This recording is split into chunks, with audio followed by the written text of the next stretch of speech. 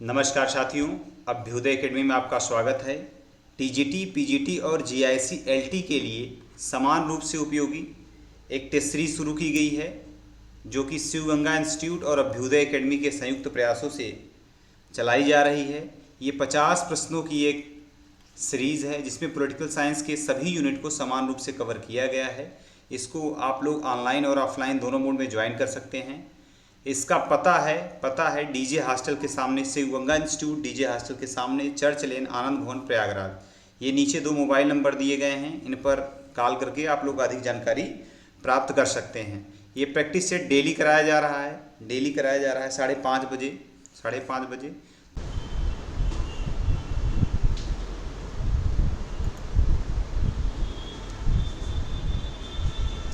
ठीक है, पहला प्रश्न क्या है? पहला प्रश्न है, अराजकतावाद समर्थन करता है, बताओ, स्वयं लगाए गए बंधनों का। दूसरा है राज्यहीनता का। तीसरा है किसी भी शक्ति प्रेरक सत्ता की अनुपस्थिति का। और लास्ट ऑप्शन है व्यक्ति की पूर्ण स्वतंत्रता का। बताइए किसका समर्थन करता है? अराजकतावाद समर्थन करता है किसी भी शक्ति प्रेरक सत्ता की अनुपस्थिति का, इसलिए ऑप्शन सी जो है वो सही हो जाएगा। ठीक है, नेक्स्ट क्वेश्चन है, युद्ध के विषय में टीएच ग्रीन ने कहा है कि वह, पहला ऑप्शन है राज्य की संप्रभुता का प्रतीक है। दूसरा है सामूहिक नरसंहार है। तीसरा है सामाजिक विकृतियों का प्राकृतिक उपचार है। और लास्ट ऑप्शन है, ये क्वेश्चन असिस्टेंट प्रोफेसर में पूछा गया है, शायद हिमाचल में या कहीं और, राज्य की विस्तारवादी इच्छा का प्रतीक है। बताइए टीएच ग्रीन के अनुसार युद्ध के विषय में क्या सही है? टीएच ग्रीन युद्ध के विषय में कहते हैं कि युद्ध जो होता है ये सामूहिक नरसंहार का प्रतीक है। ऑप्शन बी जो है वो सही हो जाएगा। और टीएच ग्रीन के बारे में जानिए, टीएच ग्रीन किसके समर्थक हैं? टीएच ग्रीन समर्थक हैं कल्याणकारी राज्य के। इनकी फेमस पुस्तक कौन है? Lecture on the principle of political obligation. कल्याणकारी राज्य से एक और महत्वपूर्ण तथ्य है, एक रिपोर्ट आई है जिसमें पहली बार कल्याणकारी राज्य को इम्प्लीमेंट किया गया। उसको क्या कहते हैं? विलियम वेबरिज रिपोर्ट। वेबरिज रिपोर्ट कब आ रही है? 1942 में। 1942 में। ठीक है, अब इसमें एक क्वेश्चन देख रहा हूँ, पूछा गया है किसी अदर स्टेट के एग्जाम में कि वेबरिज रिपोर्ट में किन बुराइयों को समाप्त करने की बात की गई थी। तो 5 बुराइयों की समाप्ति की बात की। तो कौन 5 बुराइयां हैं वो बताइए? सबसे पहले गरीबी है। दूसरी कौन सी है? गरीबी के बाद कौन है? बीमारी है। ठीक है, बीमारी है। बीमारी के बाद क्या है? बेरोजगारी है। बेरोजगारी के बाद चौथी कौन सी है? अज्ञानता है। अज्ञानता के बाद क्या है? अज्ञानता के बाद स्क्वेलर है। उसको कई जगह हिंदी में अलग अलग लिखते हैं, तब उसको जान लीजिए आप लोग। कहीं अव्यवस्था लिखते हैं, कहीं घिनौनापन लिखते हैं, कहीं जो है दरिद्रता लिखते हैं। तो आप लोग याद रखिए, कुछ भी मिल सकता है एग्जाम में आप लोग। ठीक है, नेक्स्ट क्वेश्चन है, फेबियन समाजवाद समर्थक था। बताइए फेबियन समाजवाद किसका समर्थक था? पहला है म्युनिसिपल सुधारों का। दूसरा है उग्र परिवर्तनों का। तीसरा है मजदूरों के आंदोलन का। चौथा है अविलंब सामाजिक पुनर्संरचना का। बताइए किसका समर्थक है फेबियन समाजवाद समर्थक है अविलंब सामाजिक पुनर्संरचना का। ऑप्शन डी जो है वो सही हो जाएगा। चलिए बताइए फेबियन सोसाइटी की स्थापना कब हो रही है? क्वेश्चन पूछा गया है, पीजीटी में पूछा गया है। फेबियन सोसाइटी की स्थापना हो रही है 1884 में। कहाँ हो रही है? लंदन, ब्रिटेन में हो रही है। ठीक है, एक क्वेश्चन है, किस सेनापति के नाम पर इसका नाम रखा गया? तो रखा गया रोमन सेनापति फेबियस कुंटेटर के नाम पे। किसके? फेबियस कुंटेटर। ठीक है, तो याद रखना है आप लोग को।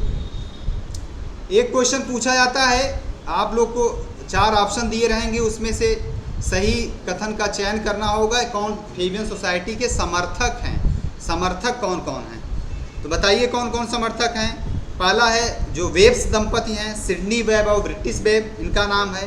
एक बड़े महान स्कॉलर हैं जिसका नाम है बर्नार्ड साहब, वो भी समर्थक हैं फेबियन सोसाइटी से। और हमारे यहाँ चाचा नेहरू भी हैं, ठीक है। तो ये सब आप लोग को याद रखना है। नेक्स्ट क्वेश्चन है, फांसीवाद मार्क्सवाद से भिन्न मत रखता है, बताइए। सर्वाधिकारवादी सरकार के विषय में, दूसरा है लोकतांत्रिक कार्य प्रणाली के विषय में, तीसरा है सार्वजनिक जीवन में हिंसा के विषय में, और लास्ट है वर्ग युद्ध के विषय में। बताइए फांसीवाद मार्क्सवाद से भिन्न मत रखता है किस बारे में? अरे भाई, वर्ग युद्ध की बात फांसीवाद में कहाँ हो रही है? बात हो रही है क्या? इसलिए ऑप्शन डी जो है वो सही हो जाएगा, ठीक है। ऑप्शन डी जो है वो सही हो जाएगा। चलिए बताइए फांसीवाद के संस्थापक कौन हैं? फांसीवाद की स्थापना कब हो रही है? ये हो रही है 1919 में। कहाँ? इटली में। किसके नेतृत्व में? लीडर कौन है इसका? बेनितो मुसोलिनी, ठीक है, तो याद रखना है मुसोलिनी। नाजीवाद के संस्थापक कौन है? नाजीवाद के हिटलर, ठीक है। नेक्स्ट है, नेक्स्ट क्वेश्चन है,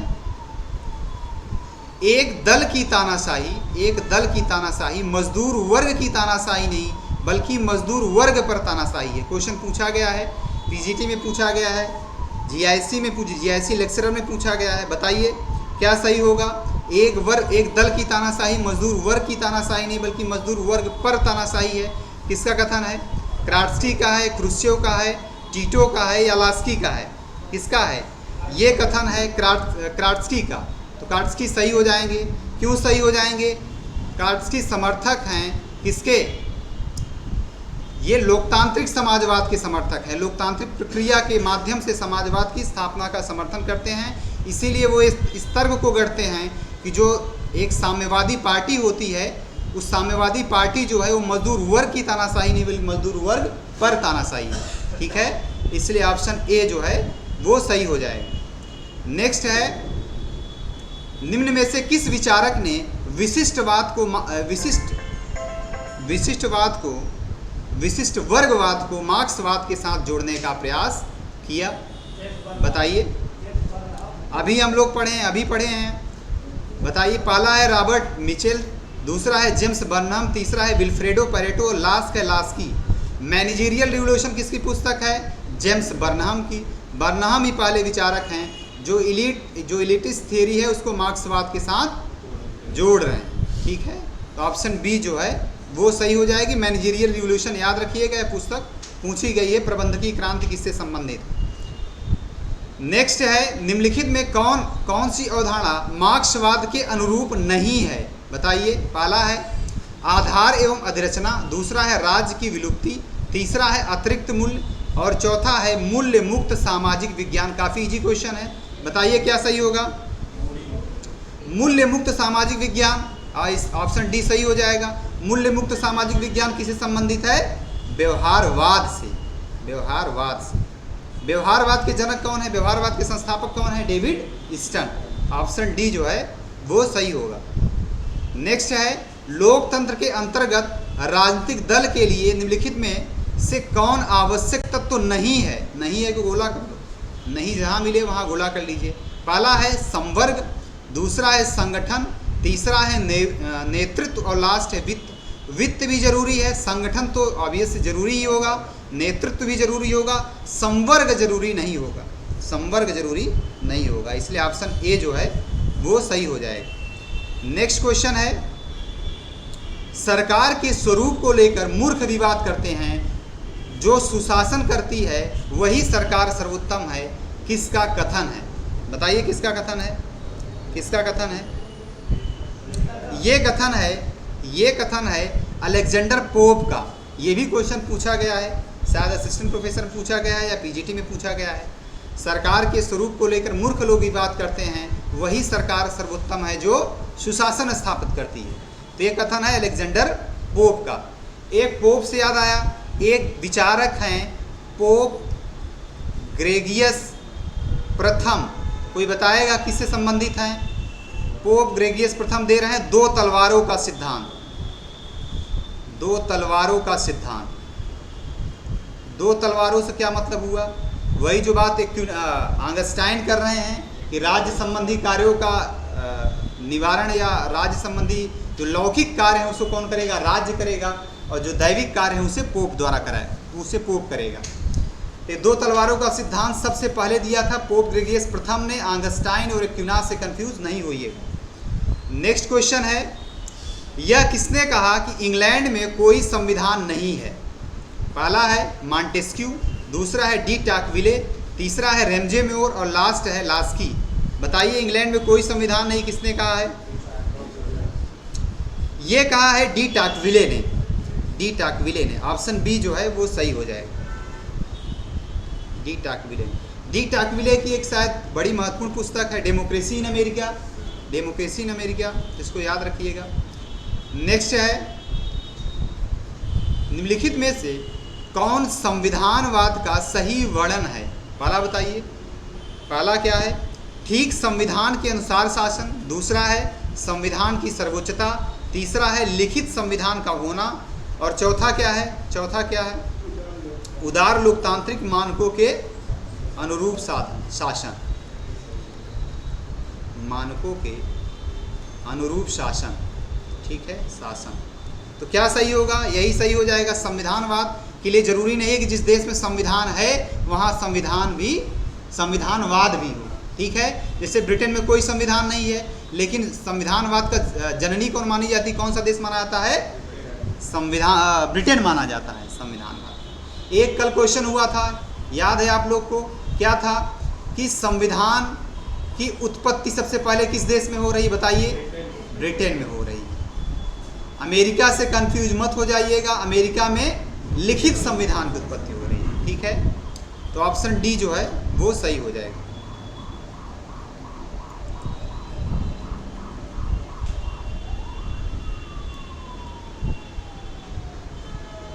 चलो नेक्स्ट है, नेक्स्ट क्वेश्चन है, किसने संघात्मक सरकार की परिभाषा देते हुए कहा कि वह राष्ट्रीय एकता एवं सत्ता तथा राज्य के अधिकारों में सामंजस्य स्थापित करने का एक राजनैतिक संयंत्र है? बताइए किसका कथन है? पहला है केसी वेयर, दूसरा है हरमन फाइनर, तीसरा ऑप्शन है एवी डायसी और लास्ट ऑप्शन है एलडी वाइट।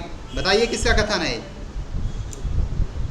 संघात्मक सरकार की परिभाषा राष्ट्रीय एकता एवं सत्ता तथा राज्य के अधिकारों में सामंजस्य स्थापित करने का एक राजनैतिक संयंत्र है। यह परिभाषा दिया था एवी डायसी ने।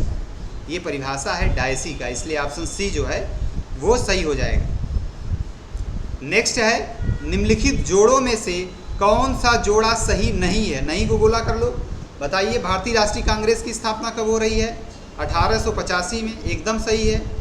दूसरा है हिंदू महासभा 1916, तीसरा है एकदम सही है भारतीय साम्यवादी पार्टी 1924, लास्ट है भारतीय जनसंघ 1950। क्या गलत है?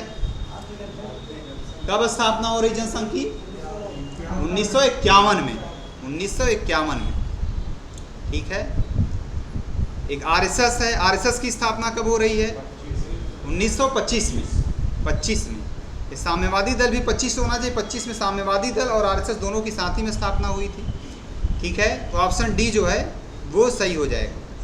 नेक्स्ट क्वेश्चन है, निम्नलिखित अधिकारों में से किस अधिकार को सर्वोच्च न्यायालय ने मौलिक अधिकार के रूप में मान्यता दी है? बताइए। पहला है काम पाने का अधिकार, दूसरा है शिक्षा पाने का अधिकार, तीसरा है बेकारी की स्थिति में राजकीय सहायता प्राप्त करने का अधिकार और लास्ट है आश्रय प्राप्त करने का अधिकार। बताइए क्या सही होगा? क्या सही होगा? शिक्षा पाने का अधिकार, शिक्षा पाने का अधिकार। ठीक है, किस अनुच्छेद में है? किस अनुच्छेद में है? अनुच्छेद 21A में। ठीक है, ठीक है। किस वर्ष की उम्र के बच्चों को? 6 से 14 वर्ष की। ठीक है, उसके बाद इसको किस में शामिल किया गया है? ये नीति इकलौता ऐसा अनुच्छेद है शिक्षा का अधिकार जो कि मूल अधिकार में भी है, नीति निर्देशक तत्वों में भी है और मूल कर्तव्यों में भी है। ठीक है, बताइए मूल कर्तव्यों में भी कब जोड़ा गया इसे? कौन सा संविधान संशोधन हो रहा है? 86वां संविधान संशोधन। याद रखिएगा 86वां संविधान संशोधन कब हो रहा है? 2001 में। 2002 में 2002 में। ठीक है, तो ये सब याद रखिएगा। नेक्स्ट क्वेश्चन है संत थॉमस नहीं बल्कि अरस्तु ही पहला उदारवादी व्हिग है, यह कथन किसका है?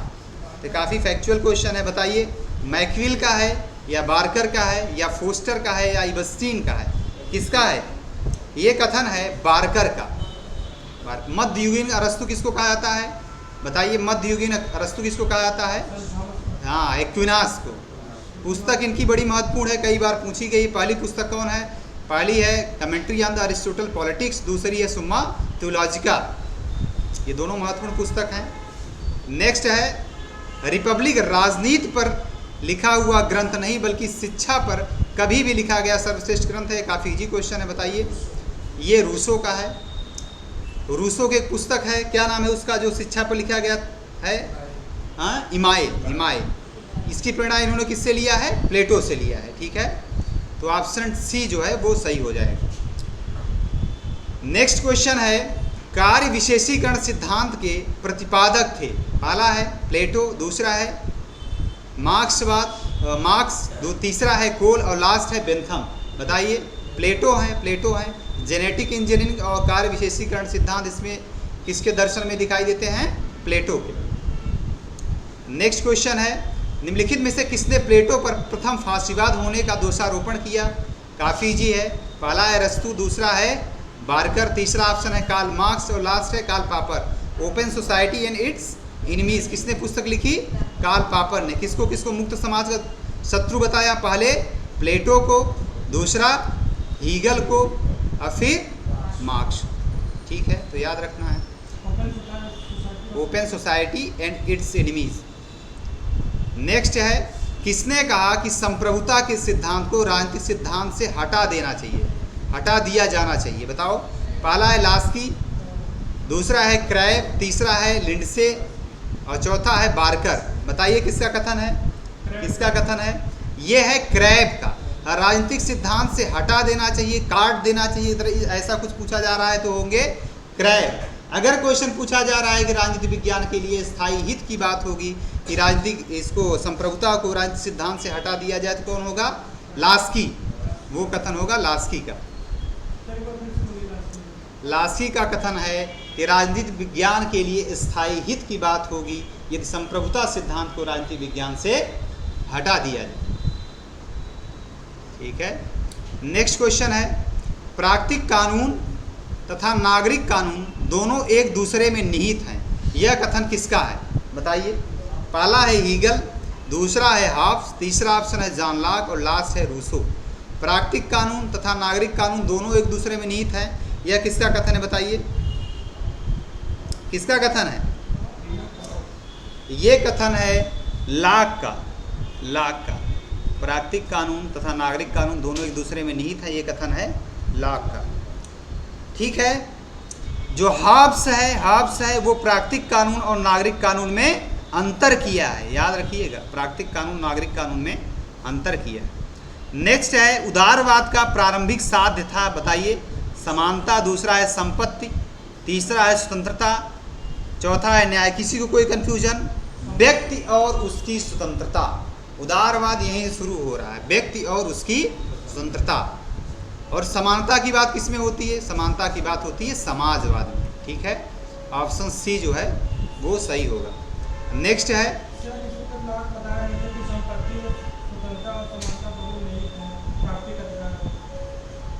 लाग प्राकृतिक अधिकारों में जीवन, स्वतंत्रता और संपत्ति का अधिकार दे रहा है, लेकिन वो बेसिकली है उदारवादी विचारक, इसलिए वो कह रहा है कि जीवन और स्वतंत्रता का अधिकार किसमें निहित है?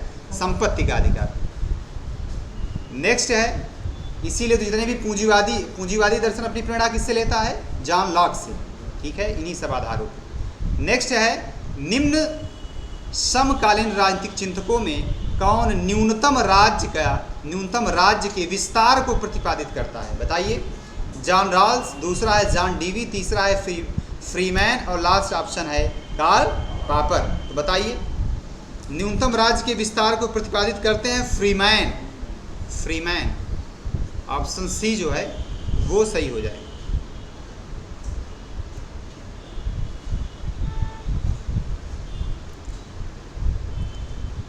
नेक्स्ट है, पत्रकार के रूप में अपने कर्तव्यों के अनुपालन के लिए सर्वप्रथम किस भारतीय पत्रकारिता होनी चाहिए? लेकिन उसको पत्रकार को पत्रकारिता कर लीजिए, या पत्रकार के रूप में भी सही है। भारती को जेल भेजा गया, बताइए, बहुत शानदार प्रश्न है। पहला है, हाँ वेरी गुड, सुरेंद्र नाथ बनर्जी। पहला है लोकमान्य तिलक, दूसरा है दादा भाई नौरोजी, तीसरा है मोतीलाल नेहरू होना चाहिए। घोष कौन थे? और लास्ट है सुरेंद्र नाथ बनर्जी। तो ऑप्शन डी जो है वो सही हो जाएगा। सुरेंद्र नाथ बनर्जी को सबसे पहले जो है जेल में भेजा गया, किसके लिए? उनके और एक पत्र था, समाचार पत्र था जिसका नाम था द बंगाली। द बंगाली, याद रखिएगा। ये 1833 में इस पत्र में, जो कि सुरेंद्र नाथ बनर्जी का बंगाली था, इसमें जो है उन्होंने न्यायपालिका की आलोचना की थी और इसी आधार पर उनको जो है जेल भेजा गया था। उन्हें 1833, ठीक है। तो याद रखिएगा, पत्रकारिता के लिए जेल जाने वाले सर्वप्रथम भारतीय हैं सुरेंद्र नाथ बनर्जी। नेक्स्ट है, कितने राजनीतिक कार्यकर्ताओं ने भारतीय राष्ट्रीय कांग्रेस की स्थापना की थी? काफी इजी है, बताइए। हाँ 72, ऑप्शन ए जो है सही हो जाएगा। इसी से संबंधित एक बड़ा ट्रेडिशनल क्वेश्चन है, पूछा जाता है कि पहले इसके अध्यक्ष कौन थे? हाँ तो ए ह्यूम थे। पहले अंग्रेज कौन थे? हाँ सुरेंद्र नाथ बनर्जी। इसका एक ट्रिक है, बेओदा बदयुल बेडनबर्ग। तो व्योमेश चंद्र बनर्जी ये क्या थे? पहले थे। दादा भाई नौरोजी, और फिर तीसरे कौन थे? बदरुद्दीन तैयबजी। पहले अंग्रेज थे जॉर्ज यूल। ये पूछा गया क्वेश्चन है कि पहले भारतीय राष्ट्रीय कांग्रेस के अध्यक्ष कौन थे? पहले अंग्रेज कौन थे? तो जॉर्ज यूल थे, ठीक है। बदरुद्दीन तैयबजी पहले मुस्लिम थे, याद रखिएगा, बदरुद्दीन तैयबजी पहले मुस्लिम थे। भारतीय राष्ट्रीय कांग्रेस जितने भी सम्मेलन हैं सबका एक जो है बॉक्स बनाइए, उसमें वर्ष कब हुआ था, किसने अध्यक्षता की थी, जो महत्वपूर्ण है उसको लिख डालिए। नेक्स्ट है, एम.एन. राय ने भारतीय साम्यवादी दल की स्थापना कहाँ की थी? बताइए, भारतीय राष्ट्रीय कांग्रेस की स्थापना कहाँ की थी? पहला है कलकत्ता, दूसरा ऑप्शन है मॉस्को, तीसरा है ताशकंद और चौथा है टोक्यो। तो भारतीय साम्यवादी दल की स्थापना एम.एन. राय ने किया था ताशकंद में। ऑप्शन सी सही हो जाएगा। और एम.एन. राय ही थे जिन्होंने मैक्सिकन कम्युनिस्ट पार्टी की स्थापना की थी। ये भी याद रखिएगा आप लोग, क्वेश्चन ये भी पूछा गया है कि मैक्सिकन कम्युनिस्ट पार्टी की स्थापना किसने किया था? एम.एन. राय ने। न्यू ह्यूमनिज्म इनका दर्शन है, ये भी पूछा गया है। न्यू ह्यूमनिज्म ए मैनिफेस्टो इनकी पुस्तक आई थी। नेक्स्ट है, कांग्रेस समाजवादी दल कब स्थापित हुआ था? बताइए, कांग्रेस समाजवादी दल कब स्थापित हुआ था? पहला ऑप्शन है 31, दूसरा है 1932, तीसरा है 1933 और लास्ट ऑप्शन है 1934। यही सही हो जाएगा। कांग्रेस समाजवादी दल की स्थापना 1934 में हुई थी। बताइए कौन कौन किया था? आचार्य नरेंद्र देव ने, जयप्रकाश नारायण ने, जेपी ने, और अच्युत पटवर्धन ने।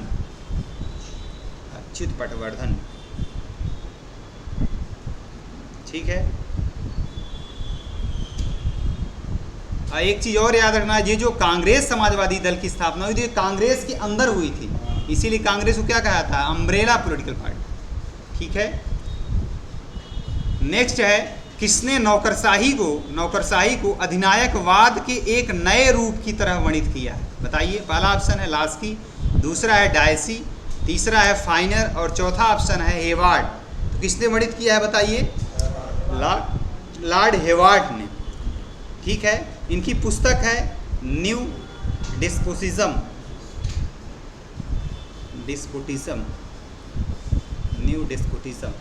ठीक है, आई थी 1929 में, ठीक है। नेक्स्ट है, चेस्टर बर्नार्ड के सिद्धांत के अनुसार निम्न में से कौन सा किसी संगठन के नेतृत्वकर्ता द्वारा आधिकारिक संचार हेतु आवश्यक शर्त नहीं है? पहला है बोधगम्यता, दूसरा है संगठन के उद्देश्य के साथ निरंतरता, तीसरा ऑप्शन है संभाव्यता और लास्ट है निरंतर पर्यवेक्षण। बताइए क्या है? ये है निरंतर पर्यवेक्षण नहीं है, बाकी ये तीनों हैं, बोधगम्यता भी, संगठन के उद्देश्य के साथ निरंतरता और संभाव्यता। ठीक है, ठीक है। नेक्स्ट क्वेश्चन है, निम्नलिखित में से किसे आधुनिक संचार सिद्धांत का जनक माना जाता है? पहला है एल्टन मेयो, दूसरा है एच.एल. गोड, तीसरा है एफ.बी. गिलबर्ट और लास्ट है हेनरी फेयोल। बताइए कौन माने जाएंगे आधुनिक संचार सिद्धांत के? आधुनिक सिद्धांत है, सॉरी आधुनिक सिद्धांत है, संचार नहीं है। हाँ, आधुनिक सिद्धांत के जनक किसको माना जाता है? आधुनिक सिद्धांत के जनक माने जाते हैं Henry Fayol. Henry Fayol, option D जो है वो सही हो जाएगा। ठीक है, इनका संबंध है आधुनिक प्रचालन प्रबंधन सिद्धांत से। हो सकता है इसमें ये लोग मिसप्रिंट किए हों। आधुनिक प्रचालन प्रबंधन सिद्धांत के जनक माने जाते हैं, तो ये लिख लो आधुनिक प्रबंधन सिद्धांत, आधुनिक प्रबंधन सिद्धांत लिख लो। ठीक है, चलिए बताइए, फेयोल ने प्रबंधन के 5 कार्य बताए हैं, ये पूछा गया है। बताइए प्रबंधन के 5 कार्य कौन सा है?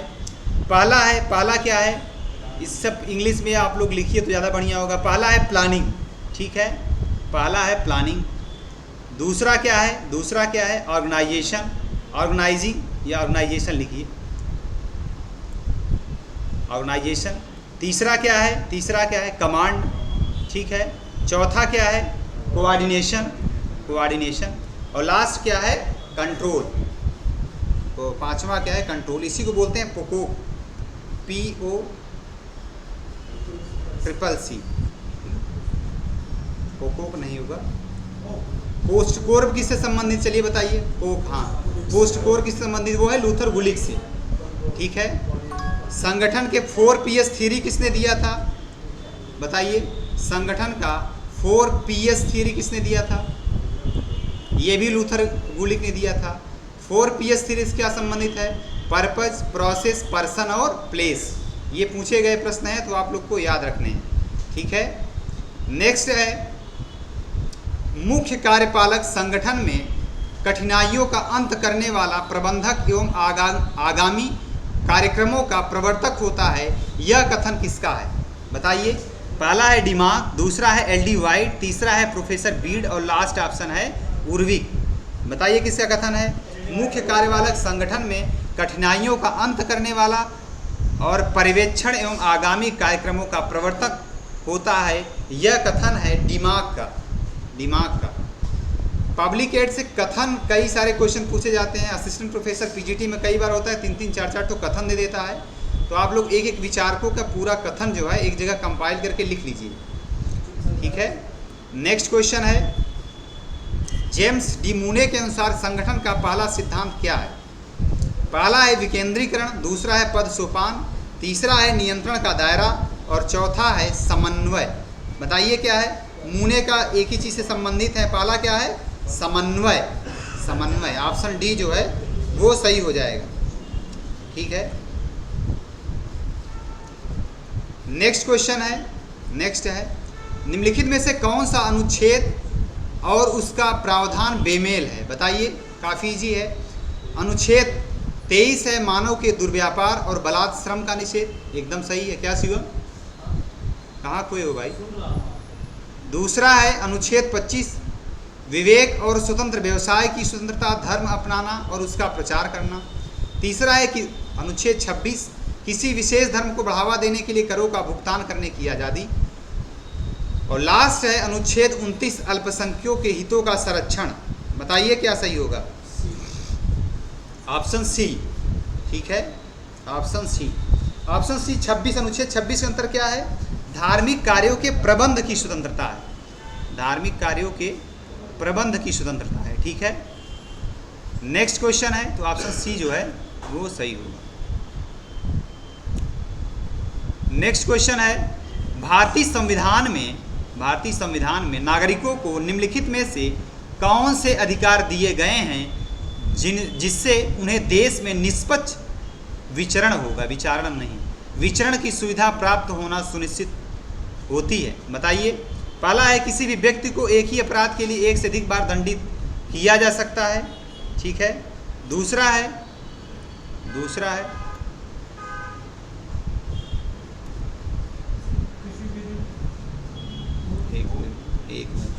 दूसरा है किसी भी विधि में भूतलक्षी प्रावधान से किसी कृत्य को अवैध या विधि विरुद्ध नहीं घोषित किया जाएगा। और तीसरा है किसी भी व्यक्ति को स्वयं के विरुद्ध साक्ष्य प्रस्तुत करने के लिए नहीं कहा जा सकता। ठीक है, ठीक है। तो क्या सही होगा, बताइए क्या सही होगा?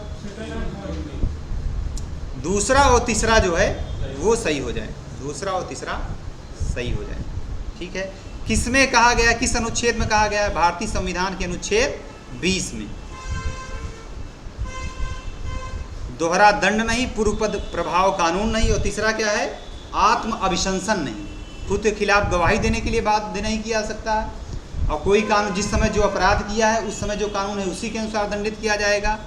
और दोहरा दंड नहीं, एक ही अपराध के लिए 2 बार दंड नहीं दिया। 3 चीज़ का प्रावधान किया गया है अनुच्छेद 20 में। नेक्स्ट है संविधान के अंतर्गत भारतीय नागरिक को निम्नलिखित में से कौन सी स्वतंत्रता प्राप्त नहीं है? बताइए।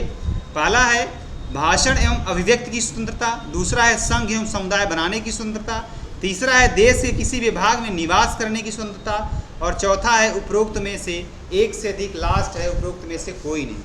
बताइए क्या सही होगा, बताइए। सही होगा उपरोक्त में से कोई नहीं, ऑप्शन डी जो है वो सही हो जाएगा। अब एक आप लोग को याद रखना है, अनुच्छेद 19 की क्रोनोलॉजी पूछी जाती है, ABCDE पूरा पूछा जाता है। यूजीसी नेट में कई बार पूछा गया है, असिस्टेंट प्रोफेसर में भी, शायद लास्ट टाइम जो एग्जाम हुआ था 2022 उसमें पूछा गया है। तो आप लोग को याद रखना है 19A में क्या कहा गया है? 19A में कहा गया है विचार एवं अभिव्यक्ति की स्वतंत्रता, अभिव्यक्ति की स्वतंत्रता। बी में क्या कहा गया है? बी में क्या कहा गया है? शांतिपूर्ण शस्त्र विहीन होकर सम्मेलन की स्वतंत्रता, शस्त्र विहीन होकर सम्मेलन की स्वतंत्रता। ठीक है। सी में क्या कहा गया है? संगठन व संस्था बनाने की स्वतंत्रता, संगठन व संस्था बनाने की स्वतंत्रता। डी में क्या कहा गया है? भारत में कहीं भी आवागमन की स्वतंत्रता, आवागमन की स्वतंत्रता। ई में क्या कहा गया है? कहीं भी निवास करने की या बस जाने की स्वतंत्रता, निवास या बस जाने की स्वतंत्रता। और लास्ट एफ में क्या कहा गया है? कोई भी पेशा या व्यवसाय करने की स्वतंत्रता। ठीक है। इसी में एक था, जी में था संपत्ति का अधिकार, जिसको अब हटा दिया। ठीक है। नेक्स्ट है मौलिक रूप से भारतीय संविधान द्वारा कितने मौलिक अधिकारों को मान्यता दी गई? बताइए। पहला है 6, दूसरा है 7, तीसरा है 10, और चौथा है उपयुक्त में से एक से अधिक, लास्ट है उपयुक्त में से कोई नहीं। तो कितने को मान्यता दी गई है? 7 को। अब संपत्ति के अधिकार को हटा दिया गया, इसलिए कितने हैं? 6। किस संविधान संशोधन द्वारा हटाया गया? 44वें संविधान संशोधन 1978, 42वां 1976 में हुआ। नेक्स्ट है निम्न में से किन परिस्थितियों में किसी मौलिक अधिकार का हनन नहीं हो रहा है? बताइए। पहला है किसी राज्य का कोई नेता दूसरे राज्य के लोगों को काम करने से रोक रहा है। दूसरा है किसी जनसमूह को दिल्ली में तेलुगु माध्यम के स्कूल को खोलने की अनुमति नहीं दी जा रही है। तीसरा है सरकार सशस्त्र बलों में कार्यरत किसी अधिकारी की पदोन्नति नहीं कर रही है क्योंकि वह अधिकारी महिला है। लास्ट है 15 साल का बच्चा कालीन के कारखाने में मजदूरी कर रहा है। बताइए क्या सही होगा? सही होगा डी, ऑप्शन डी, 15 साल का बच्चा कालीन के, हाँ एकदम सही। 14 वर्ष से कम उम्र, 6-14 नहीं दिया, 14 वर्ष से कम उम्र के बच्चों को किसी जोखिम भरे कामों में नहीं लगाया। हाँ सही पकड़, 15 साल का, चलो ठीक है 14 कर लो। हाँ बी वाला कहाँ से होगा? कौन कह रहा है बी वाला? बी वाला एकदम नहीं होगा। सी नहीं नहीं, मूल अधिकार की बात, मौलिक अधिकार की बात चल रही है ना यहाँ। आरक्षण मौलिक अधिकार में आता है, लेकिन मौलिक अधिकार में जो न्यायिक व्याख्याएं की गई हैं उसके अंतर्गत आता है, स्पष्ट उल्लेख नहीं है। जो न्यायिक निर्णय है उसमें कहा गया है, ठीक है।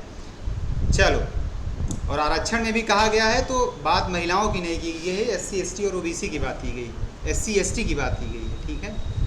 चलो नेक्स्ट है, किस तारीख को संयुक्त राष्ट्र महासभा ने मानव अधिकारों की सार्वभौमिक घोषणा को अपनाया? चलिए बताइए। 11 दिसंबर 1946, 11 दिसंबर 1947, तीसरा है 10 दिसंबर 1949 और लास्ट है उपरोक्त में से एक से अधिक और लास्ट है उपर्युक्त में से कोई नहीं। बताइए क्या सही होगा? 10 दिसंबर 1948 को अपनाया गया था। 10 दिसंबर 1948 को UDHR, universal declaration of human right, ठीक है। अभी एक क्वेश्चन किसी और प्रैक्टिस सेट में हुआ था ना कि मानव अधिकारों संबंधित एक वैश्विक सम्मेलन हो रहा है, कब हो रहा है? वियना में। वियना में कब हुआ था? 92 की 93 में? हाँ 93 में, इसको याद रखिएगा। महिला के अधिकारों संबंधी जो सम्मेलन हुए हैं 75 में, 80 में और 85 में, उसको पूरा याद रखिएगा आप लोग, पूरी क्रोनोलॉजी याद रखिएगा, कब हुआ था उसको याद रखिएगा। नेक्स्ट है, गुजरालवाद इनसे अच्छे संबंध को अधिक महत्व देता है। चलो बताओ। पहला है नाटो देशों के साथ, दूसरा है आसियान देशों के साथ, तीसरा है सार्क देशों के साथ और चौथा है सीटो देशों के साथ। बताइए किसके देशों के साथ बात करता है? दक्षिण एशियाई देशों के साथ। दक्षिण एशिया का संगठन कौन है? South Asia association for regional cooperation. कब स्थापना हो रही इसकी? 1985 में। 85 में तो हो रही है सार्क की स्थापना, 8 दिसंबर 1985 को। आसियान की स्थापना कब हो रही है? 1967 में। 1985 में इसकी हो रही है। नाटो कब बन रहा है? चलिए बताइए, नाटो कब बन रहा है? 1949 में। 1949 में। एक नया सदस्य देश अभी जोड़ा गया है, जल्दी से बताइए 32वां देश कौन सा है? अभी कहीं का एग्जाम हुआ, पूछा गया है। 32वां है फिनलैंड। फिनलैंड अभी हाल में किसी एग्जाम में पूछ लिया गया है। 31वां कौन है? जल्दी से बताइए। 31वां है नॉर्वे। 31वां नॉर्वे, ठीक है। हाँ स्वीडन भी है शायद 31वां स्वीडन है, सॉरी स्वीडन है, 31वां स्वीडन है, सही कहा।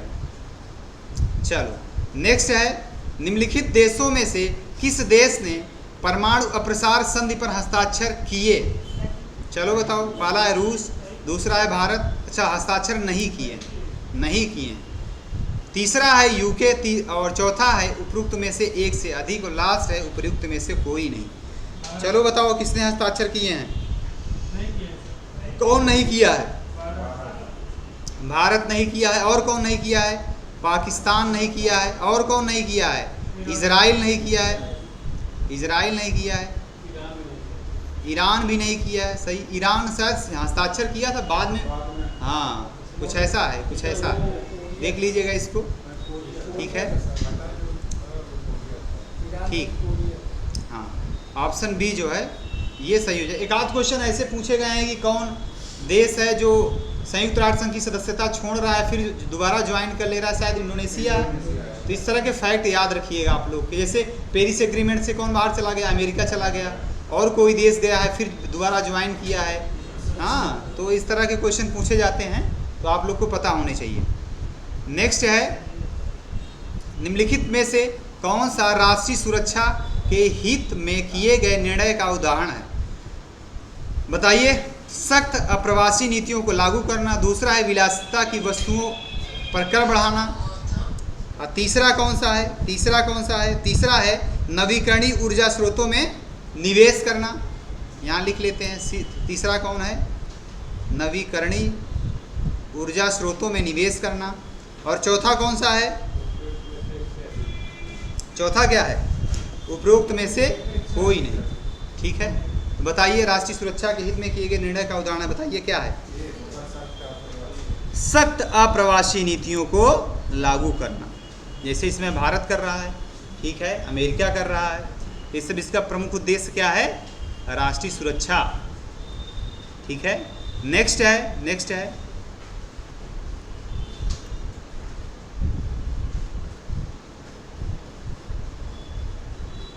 चलो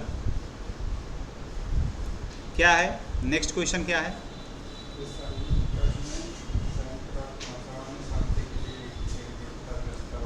कौन सा क्वेश्चन है? इसमें नहीं है क्या?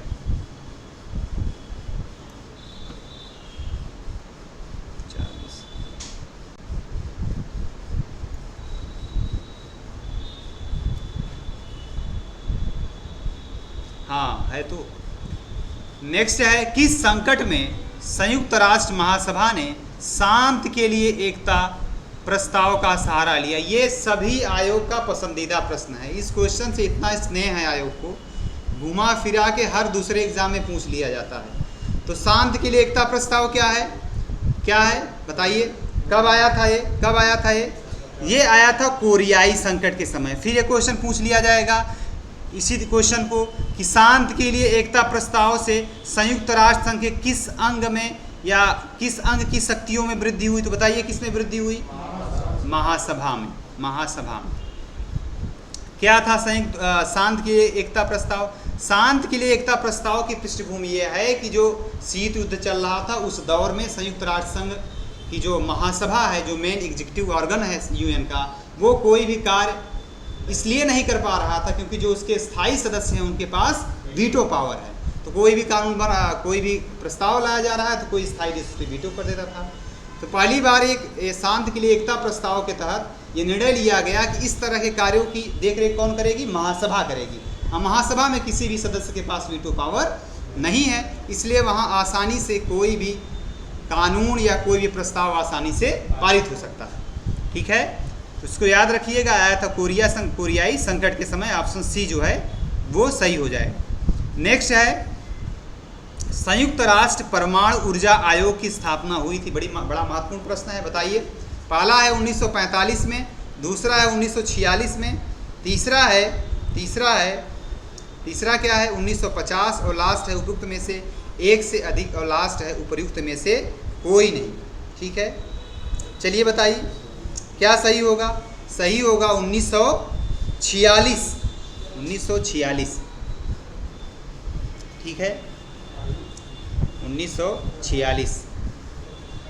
एक बड़ा महत्वपूर्ण है इससे संबंधित फैक्ट है कि जो परमाणु ऊर्जा आयोग है इसे 1952 में भंग कर दिया गया था, ठीक है। तो याद रखिएगा आप लोग, बाद में फिर जो है रिवाइव किया गया। नेक्स्ट है तो ऑप्शन बी जो है वो सही हो जाएगा, ठीक है। अब भारत में जो है परमाणु ऊर्जा आयोग से संबंधित जो भी फैक्ट है उसको आप लोग याद रखिएगा, उसको एक जगह लिख लीजिए। नेक्स्ट है 1962 में संयुक्त राष्ट्र की डीकोलोनाइजेशन समिति के पहले अध्यक्ष के रूप में किस देश को चुना गया? बताइए। पहला है भारत, दूसरा है मिस्र, तीसरा है यूएसए, चौथा है उपयुक्त में से एक से अधिक और लास्ट है उपयुक्त में से कोई नहीं। बताइए क्या सही होगा? चुना गया भारत को, ऑप्शन ए जो है वो सही हो जाएगा, ठीक है। 1900 किसे चुना गया 62 में? भारत को, ठीक है। ऑप्शन ए जो है वो सही हो जाएगा। नेक्स्ट है निम्नलिखित में से कौन सा एक क्षेत्रीय आर्थिक संगठन है? ये कई बार क्वेश्चन पूछा गया है, नेट में भी पूछा गया है, हायर में भी पूछा गया है। बताइए क्षेत्रीय आर्थिक संगठन कौन है? इकोवास, सार्क, आसियान और लास्ट क्या है? उपयुक्त में से एक से अधिक और लास्ट है उपयुक्त में से कोई नहीं, ठीक है। तो क्षेत्रीय आर्थिक संगठन है इकोवास, ठीक है, इकोवास, ठीक है। इकोवास ऑप्शन में है, ऑप्शन ए जो है वो सही हो जाएगा। इसकी स्थापना हो रही है लागोस संधि के द्वारा, लागोस संधि के माध्यम इकोवास की स्थापना हो रही है, ठीक है। तो ऑप्शन ए जो है वो सही होगा। ये अफ्रीका से संबंधित संगठन है। अफ्रीका से, जैसे सार्क कहाँ का है, सार्क दक्षिण एशिया का है, वैसे है आसियान दक्षिण पूर्वी एशिया का। यूरोप का क्या है, यूरोपीय यूनियन है, वैसे इकोवास कहाँ का है, ये अफ्रीका का है। ठीक है, ये अफ्रीका।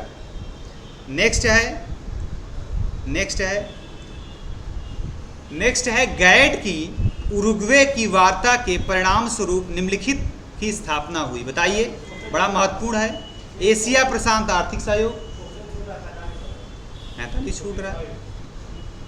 हाँ, 45वां प्रश्न है 1992 में हस्ताक्षरित उत्तर अमेरिकी निर्बाध व्यापार क्षेत्र नाफ्टा में शामिल है। बड़ा महत्वपूर्ण प्रश्न है ये भी। बताइए, नाफ्टा इसका फुल फॉर्म क्या है, north America free trade agreement. ठीक है, कौन कौन शामिल है इसमें, पहला यूएसए कनाडा मैक्सिको, दूसरा यूएसए कोलंबिया मैक्सिको, तीसरा यूएसए कनाडा वेनेजुएला, चौथा है उपयुक्त में से एक से अधिक, और लास्ट है उपयुक्त में से कोई नहीं। बताइए क्या सही होगा, सही होगा यूएसए कनाडा और मैक्सिको। ठीक है,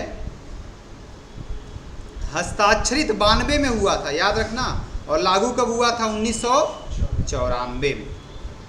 ठीक है, चलो नेक्स्ट है गैड की उरुग्वे दौर की वार्ता के परिणाम स्वरूप निम्नलिखित की स्थापना हुई। पहला एशिया प्रशांत आर्थिक सहयोग, दूसरा है डब्ल्यूटीओ, तीसरा है नाफ्टा, लास्ट है उपयुक्त में से एक से अधिक, और लास्ट है उपयुक्त में से कोई नहीं। किसकी स्थापना हो रही है, डब्ल्यूटीओ की। डब्ल्यूटीओ की किसका उत्तराधिकारी संगठन माना जाता है, गैड का, general agreement on trade and tariff. Next है विश्व बैंक की स्थापना मुख्य रूप से क्यों की गई थी। बताइए, युद्ध के बाद के निर्माण के वित्त पोषण के लिए, दूसरा है शरणार्थियों के पुनर्वास के वित्त पोषण के उद्देश्य से, तीसरा है तीसरी दुनिया के देशों की मदद करना, चौथा है उपयुक्त में से एक से अधिक, लास्ट है उपयुक्त में से कोई नहीं। बताइए क्या सही होगा, सही होगा उपयुक्त में से एक से अधिक। ठीक है, गैड किस समझौते के द्वारा स्थापित हुआ था, ब्रेटन वुड्स समझौता। कब हुआ था, 1944 में। गैड काम करना कब शुरू हुआ, 1946 में। चलो नेक्स्ट है लोकतंत्र में नागरिकों की गरिमा तथा स्वतंत्रता पर अध्ययन से पता चलता है। क्या पता चलता है, बताइए। ऑप्शन क्या है, पहला है व्यक्तियों के बीच गरिमा तथा असमानता को बढ़ावा देना, दूसरा है व्यक्तिगत स्वतंत्रता तथा गरिमा को बढ़ाना, तीसरा है पुरुषों के बीच गरिमा तथा महिलाओं के बीच असमानता बढ़ाना, चौथा है समुदायों के बीच असमानता बढ़ाना। बताइए क्या सही होगा, व्यक्तिगत स्वतंत्रता तथा गरिमा को बढ़ाना, ऑप्शन बी जो है वो सही हो जाएगा। नेक्स्ट क्वेश्चन है सुरक्षा परिषद के गैर अस्थायी सदस्य कितने समय के लिए चुने जाते हैं। बताइए, पहला है 7 साल, दूसरा है 3 साल, तीसरा है 2 साल, लास्ट है उपयुक्त में से एक से अधिक, और लास्ट है फिर ई है उपयुक्त में से कोई नहीं। कितने साल के लिए चुने जाते हैं, 2 साल के लिए चुने जाते हैं। महासभा द्वारा कहाँ इनका चुनाव कौन होता है, चुनाव होता है महासभा द्वारा अपने 2/3 बहुमत से इनका निर्वाचन होता है। अब भारत कितनी बार अस्थायी सदस्य देश रह चुका है, बताइए। अभी शायद किसी वनडे एग्जाम में पूछा गया है, 8 बार रहा है, 8 बार रहा है। ठीक है, 8 ही बार रहा है कि भी लेटेस्ट में जो 2021 में बना है तो इसको लेके 8 बार, ठीक 8। नेक्स्ट है अरविंद के अनुसार राष्ट्रवाद की व्याख्या है। पहला है तार्किकता, दूसरा है एक धर्मसार, तीसरा है ईश्वर की वाणी, और चौथा है भौतिकतावाद। क्या सही होगा, क्या सही होगा, सही होगा 1 मिनट, 4 ऑप्शन है ना, बता। अच्छा ठीक है, बढ़ा लीजिए, कुछ भी बढ़ा लीजिए।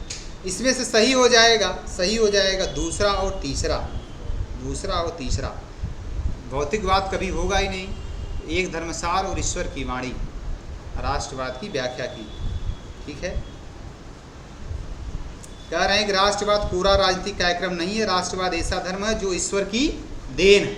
ठीक है, राष्ट्रवाद तुम्हारी आत्मा का संबल है। बड़ा महत्वपूर्ण कथन है ये भी, इसको आप लोग याद रखिएगा। ठीक है, कितने सही हुए हैं काउंट करिए सभी। 30। उसना तुम्हारा कितना सही हुआ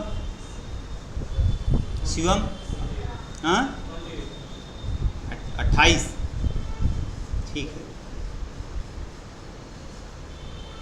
शिवम कितना सही हुआ?